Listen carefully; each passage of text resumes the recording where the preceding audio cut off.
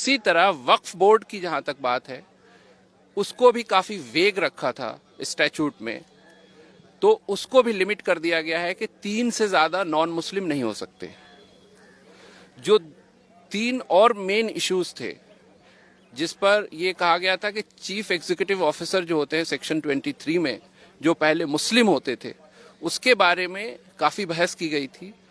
तो कोर्ट ने कहा है कि उसको हम अभी स्टे नहीं कर रहे हैं, लेकिन जहां तक हो सके गवर्नमेंट को कंसिडर करना चाहिए कि वो मुस्लिम हो तो बेहतर है।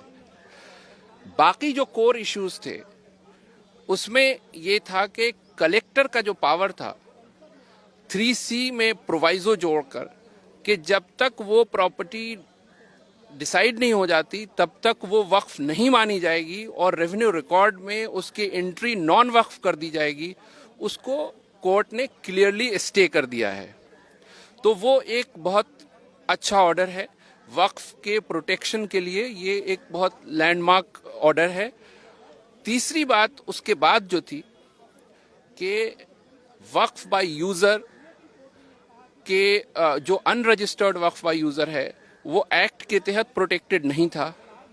उसके बारे में बहुत क्लियरली कोर्ट ने स्टे ऑर्डर पास नहीं किया है, लेकिन उसके बारे में कुछ कहा गया है जजमेंट में, जो हम जब जजमेंट एक बार पढ़ लेंगे उसके बाद उस पर कुछ हम कह पाएंगे। बहरहाल ये ओवरऑल ये ऑर्डर काफी अच्छा है। चूंकि अभी एंट्री में स्टेज पर ये ऑर्डर दिया गया है, तो मैं समझता हूं कि एंट्री में स्टेज पे वक्फ के प्रोटेक्शन के लिए काफी अच्छा ऑर्डर है और हम इसको वेलकम करते हैं।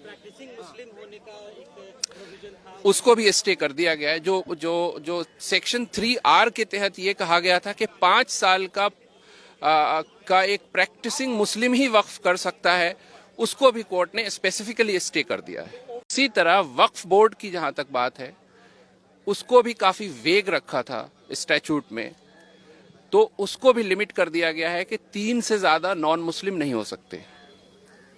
जो 3 और मेन इश्यूज थे जिस पर यह कहा गया था कि चीफ एग्जीक्यूटिव ऑफिसर जो होते हैं सेक्शन 23 में, जो पहले मुस्लिम होते थे, उसके बारे में काफी बहस की गई थी। तो कोर्ट ने कहा है कि उसको हम अभी स्टे नहीं कर रहे हैं, लेकिन जहां तक हो सके गवर्नमेंट को कंसिडर करना चाहिए कि वो मुस्लिम हो तो बेहतर है।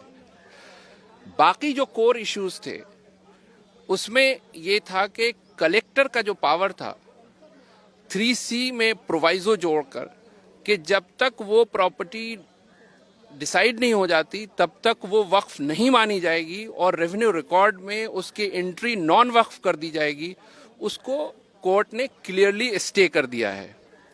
तो वो एक बहुत